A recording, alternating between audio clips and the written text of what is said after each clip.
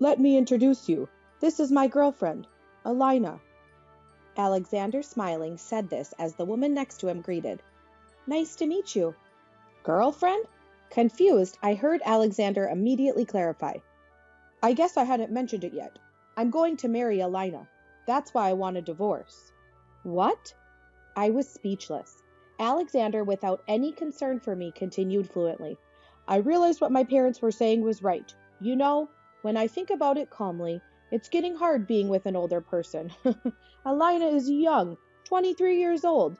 New is always better, right? Alina nodded in agreement. Besides, you said your accident was nothing serious, right? Just a fracture. I don't want to be with someone who slacks off on housework because of that. We'll take the house. His outrageous statement left me dumbfounded. When someone says something this far from normal, you don't even feel like talking anymore. I took a deep breath and said, Okay, here, the divorce papers. I handed over the signed document. You're well prepared. Ignoring their joy, I began preparing to leave the house. While I was packing, Alexander called out to me. You don't have anywhere to go back to, right? There's an apartment near the station. Rent's for $200. It's old and damaged with cracks in the walls, but hey. Alexander, that's terrible. They laughed and mocked. Without responding, I slammed the front door shut. Let them laugh all they want. I have a place to go, a place they could never imagine. My name is Malia Kloss. I turned 40 this year.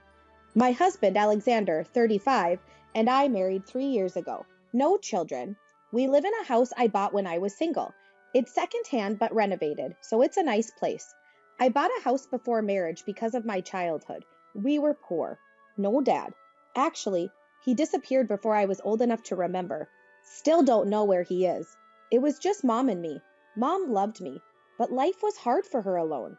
But having Mom was enough for me. However, she passed away from illness when I was in high school.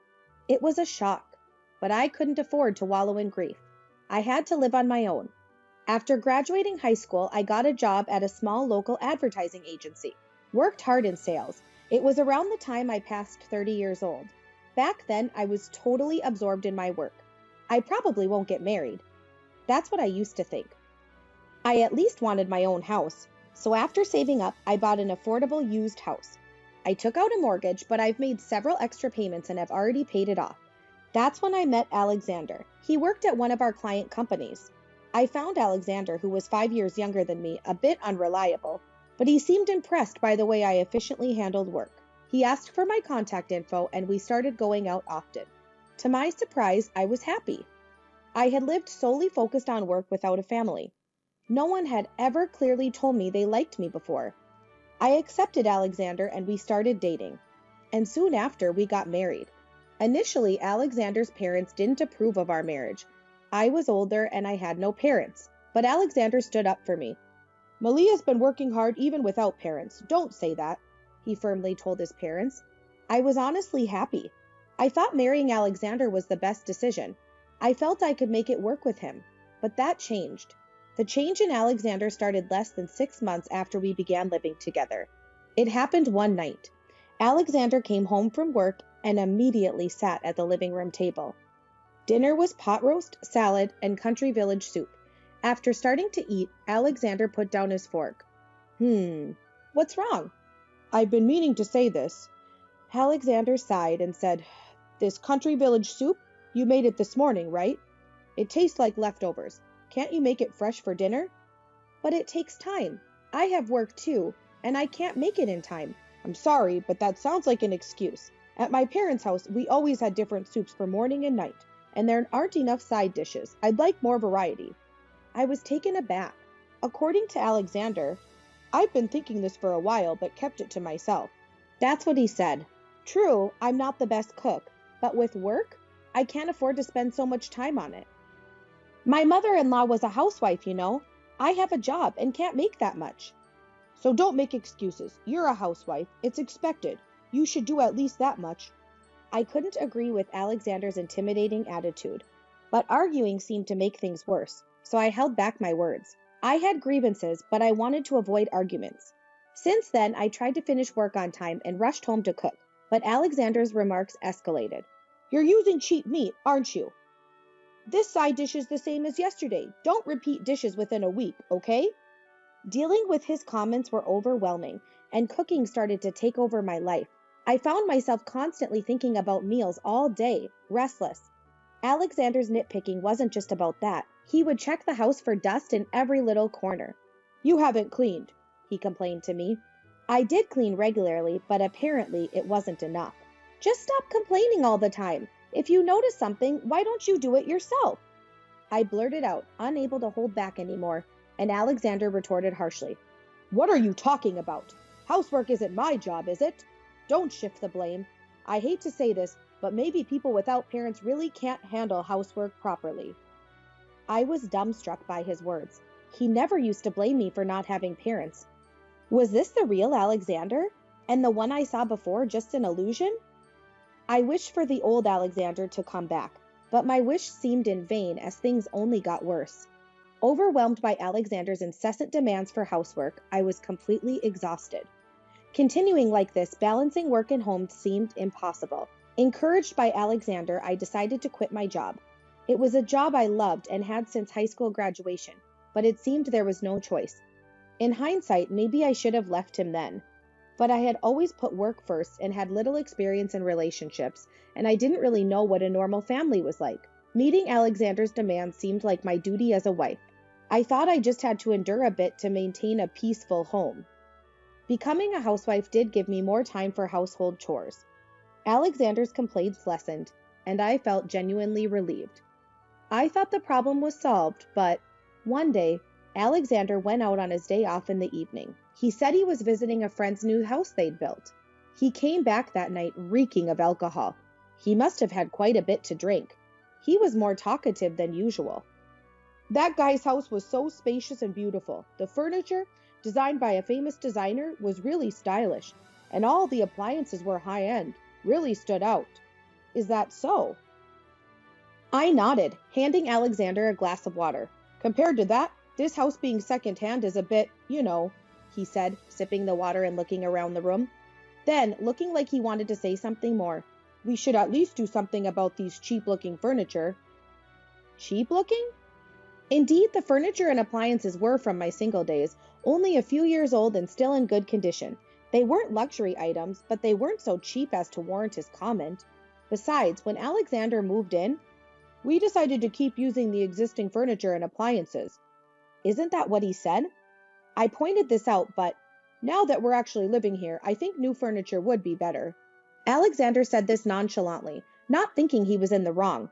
It's wasteful to replace them when they're still usable, I said gently, but Alexander suddenly looked at me mockingly. You sound so poor. Maybe it's that poverty mindset ingrained in you. Why would you say that? Anyway, I quit my job so we don't have the money. You quit your job on your own. But you said, blaming me again, huh? With that, Alexander staggered into the bedroom. How could he say such terrible things? Anger started to rise in me, but I tried to convince myself it was just the alcohol talking. He's just bold because of the drink, don't mind it. But even sober, Alexander's attitude was getting worse. Our conversations were increasingly harsh, filled with complaints about me. What had happened to us? Then, without consulting me, Alexander went and bought new furniture. He even got new golf equipment. He looked delighted, admiring his new golf clubs. Alexander is an employee, but his salary isn't very high. He probably took out a loan, but with me not working, I worried about the repayment. Anxiety grew inside me. Then, an unexpected incident occurred. I was on my way to the supermarket for dinner ingredients. Walking along the road, suddenly, a loud horn blared behind me. Immediately after, I felt a huge impact. My consciousness started to fade. When I came to, an unfamiliar ceiling was above me. It seemed I was lying down. My body ached all over, and I couldn't get up. What happened to me? Mrs. Claus, have you woken up? An older woman nearby spoke to me. Where am I? You're in a hospital. You were brought in after a traffic accident. Accident? I remember leaving home, but nothing after that. I moved my head. The sterile bed, an IV drip, and the woman in a nurse's uniform. It was indeed a hospital. Looking out the window, it was already dark. I had left home around 2 p.m. So much time had passed. A doctor came and gave me a brief explanation. Apparently, I was hit by a car while on my way to the supermarket. distracted driving. I had several fractures and needed to be hospitalized for a while. I never imagined I'd be in a traffic accident. After receiving the explanation about the hospitalization, a nurse spoke up. The hospital contacted your husband, but... The nurse's hesitant tone gave me a bad feeling. I immediately called Alexander. Hello, Alexander? He sounded irritable on the phone. Malia, the hospital called a while ago. You had an accident? That's careless of you. Come back home and make dinner soon. I'm going to be hospitalized. I couldn't believe what he was saying. Angered by my response, Alexander yelled back, Then who's going to do the housework? What? Housework is more important than your wife? Unbelievable. Worrying about housework over his wife's health? Anger welled up inside me and we ended up arguing for a while. Further arguing seemed pointless. I hung up, irritated. Alexander had been harsh lately, but I never knew he could be this cold. I was so upset that night and with the pain, I couldn't sleep. After a few days, my strength slowly returned and I started rehabilitation. It was tough at first being bedridden, but it became surprisingly enjoyable. Rehab was a good distraction from lying in bed and overthinking. Since then, I hadn't heard from Alexander. Thinking it would just upset me more, I ignored any contact from him. Around that time, I noticed an elderly man occasionally passing by in the hallway. He was well-dressed, not a patient. At first, I thought he was a visitor, but he seemed to be looking at me. One day, the man approached me. Are you Malia Kloss? Yes, that's me, but what is it? I answered cautiously. I didn't know then that this man would change my fate. Eventually, after a month in the hospital, I was discharged. Not fully recovered, but I could manage without patient visits. Finally, I could go home. My house felt strangely nostalgic after a month, but that feeling was short-lived. As soon as I opened the front door, I sensed something was off. There were unfamiliar shoes, heels with flashy pink ribbons. No way. I rushed into the living room and found the house had drastically changed. Not just the furniture, but the appliances were all new, high-end models. Even the curtains were different, as if it were someone else's home. Isn't that Malia? You're discharged? Alexander came out casually, a young woman beside him. With bold-colored hair and a shoulder-exposing dress, she said indifferently, Welcome back. What? Who's this? Stunned, I watched as Alexander smiled. Let me introduce you. This is my girlfriend, Alina.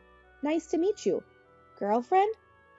I guess I hadn't mentioned it yet. I'm going to marry Alina. That's why I want a divorce. What? I was at a loss for words. Alexander continued speaking smoothly. I realized what my mother said was right. Without proper parents, one can't do housework properly and ends up looking poor. I thought an older woman like you would be reliable. But being with an older person has become a burden. Alina's young. 23 years old. A new house, a new woman. That's better, right? Alina tilted her head, agreeing with him. And about your accident? It's not a big deal, right? Just a fracture. I don't want to be with someone who uses that as an excuse to slack off housework. We'll take the house. His outrageous claim left me dumbfounded. Don't get me wrong. I plan to buy a new house eventually, but this one is just a stopgag. At this point, his lack of common sense was so extreme, I didn't even feel like talking anymore. The Alexander I knew was gone. What stood before me was not a human, but a monster incapable of reasonable conversation. I shouldn't bother. I took a deep breath. Okay, here, the divorce papers. I handed over the document. You're well prepared, aren't you? I had already signed in advance. Given our recent hostile atmosphere, I had prepared for this possibility. I left them there and began packing my things. I needed to prepare to leave the house. As I was busy packing, Alexander called out to me. You have nowhere to go back to, right? There's an apartment near the station you can rent for $200. It's old and damaged with cracks in the wall. Alexander, that's terrible. The two of them laughed mockingly. I didn't answer and slammed the front door shut. I took a moment to look back at the house I had worked so hard to buy. This would be my last view of it, but I had no regrets. I had a place to go. A week later, in my new home, the doorbell rang loudly. It was Alexander and Alina. Ignoring them, they kept calling my name. Their furious state almost made me laugh. After observing for a while, I spoke through the doorbell. What do you want? Why are you living in this mansion? Alexander exclaimed. Indeed, the house I was living in now was the one he referred to as a mansion. Over 0.6 acres of land, a 3-story reinforced concrete building with a pool in the yard. Did you come here just to ask that? No, we have a proposal. Open up, we want to talk.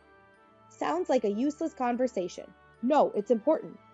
Persistently, I warned. This is the last time.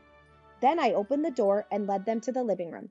I had communicated with Alexander a few times about changing the house's ownership, but I never told him where I was living.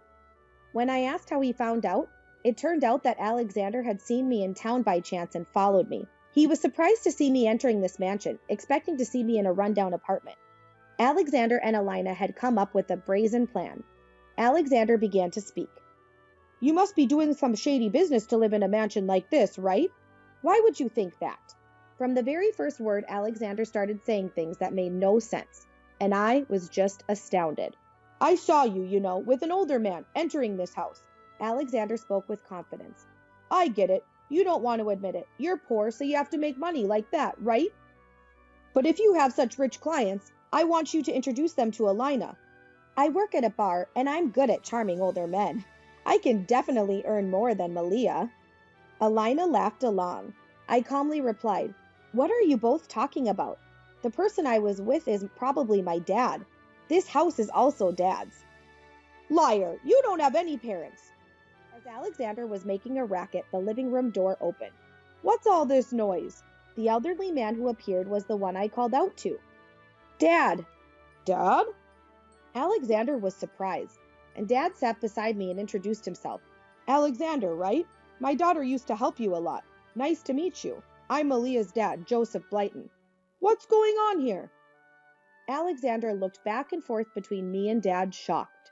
Not surprisingly, I had only recently reunited with Dad during my hospital stay. The elderly man who spoke to me then was indeed my dad. My dad was supposed to have disappeared. That's what I was told by Mom, so I thought there must be some mistake. But as I talked to this man, I realized he was indeed my real father.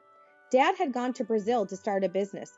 After stabilizing the business, he planned to call us over. However, he was robbed there, losing everything, including his business funds and means of contact. Lost and confused, Dad was taken in by a man who offered him a job at his company. Starting from menial tasks, Dad gradually rose to become the close aide of the company's president. With his help, Dad eventually established his own successful business. But he always worried about Mom and me. Despite the opportunity, guilt over leaving us for so long made it difficult to return. When his company started a new venture in the U.S., Dad decided to come back. He built a house here and began searching for Mom and me. That's when he learned of Mom's passing. Dad was tormented with regret. If only he had returned sooner. Dad wanted to see me as soon as possible, so he came to the hospital. That's how I came to live in this mansion, Dad's property, I explained briefly. Also, Dad had investigated Alexander's infidelity. Alexander would go to a bar after playing golf with colleagues, where he met Alina, a bartender. So this is my family home, understand? So, Dad suddenly being rich and showing up? I didn't expect this. Alexander murmured weakly. But if you have so much money, will you visit the bar where I work? Alina quickly tried to give her business card to Dad. True to the type of woman Alexander would choose, she is incredibly brazen. Dad immediately stopped her with his hand. I'm sorry, but I make it a point not to go too cheap, bar-like establishments. Alina was left speechless. Naturally, Dad only frequents ultra-luxury restaurants for business. Alina's cheap bar is a place he would never visit. Besides, I don't have any money. I've already transferred it all to Malia. Alexander and Alina looked astonished as Dad quickly responded. About 11 million. It's the least I can do for neglecting her all these years. They were left agape and stunned. Dad told me about Alexander's behavior, especially Alexander. You said terrible things to Malia. She saved from her modest salary to buy that house and worked hard at the household chores. Growing up without a mom, she never had anyone to teach her those things. But Alexander, you belittled her and trampled on her feelings. That's unforgivable. And you even cheated while married. We could take legal action. Dad spoke slowly, and Alexander was visibly shaken. But we won't do that. Part of Malia's struggle is my fault. I decided to say everything I had been thinking for the last time. You always ridiculed me for being poor or not having parents. I'm sick of dealing with someone who lacks a human heart. Don't ever come to this house again. Goodbye. They had nothing to say, just looked frustrated. When they kept sitting there, I coolly told them, "Is there anything else? If you're done, please leave." Overwhelmed by our cold stares, they left the house, disappointed. However, peering through the window, I saw them lingering, looking resentfully at our house. Seeing this, Dad opened the door of the doghouse in the garden. Two ferocious Dobermans burst out. "Help!" Alexander and Elina screamed as they fled. Dad and I laughed together, watching them. It had been a long time since I laughed this much. This should mean I'll never see them again. I could finally live peaceful days. I felt truly relieved. Later, I learned about their pitiful aftermath. Alexander and Elina continued living in that house, but a typhoon hit the area. Heavy rains caused the nearby river to overflow, flooding many homes. Fortunately, my area was not affected, but their house suffered significant damage. They escaped, but Alexander's prized furniture, new golf equipment, and Elina's luxury items were all ruined by the water. Not only that, but the house's pillars, soaked for a long time, had rotted. With nowhere to live, they ended up staying in a shelter for a while. Alexander's family home was too far away to return to, and Elina's family situation was even worse. Elina's parents, addicted to gambling and not working, were living on welfare in a cramped apartment. She had kept this a secret from Alexander, pretending to come from a wealthy family. Elina herself worked at a bar, but was not good at managing her finances and soon found herself broke. Alexander, obsessed with buying luxury furniture and golf equipment, was buried in debt. He had survived his life by having his women partners pay for him, but now found himself in a dire situation. With no other options, the two reluctantly moved into the rundown $200 a month apartment near the station that I had mentioned. Ironically, Alexander and Elina, who had mocked it, ended up living there themselves. What goes around comes around. Without sincere repentance, they are unlikely to find peace. Meanwhile, having resigned from my previous company, I decided to start looking for a new job. When I discussed this with Dad, he offered me a position at his company. It's a sales role similar to my previous job and very fulfilling. While there are many new things to learn, I'm working hard to become an effective member of the team. Dad's mansion sometimes hosts business-related home parties where my sales experience comes in handy, allowing me to comfortably converse with everyone. I'm also not neglecting my Chinese studies, considering the possibility of working abroad. Dad often says, "You look much brighter than when we first reunited." That's what he said. It feels like a lie that not so long ago I used to be irritated every day while living with Alexander. Life is unpredictable. No matter how difficult it gets, the hardship doesn't last forever. There's always someone who will appreciate you if you keep looking forward and living positively. I believe in this and want to continue living brightly.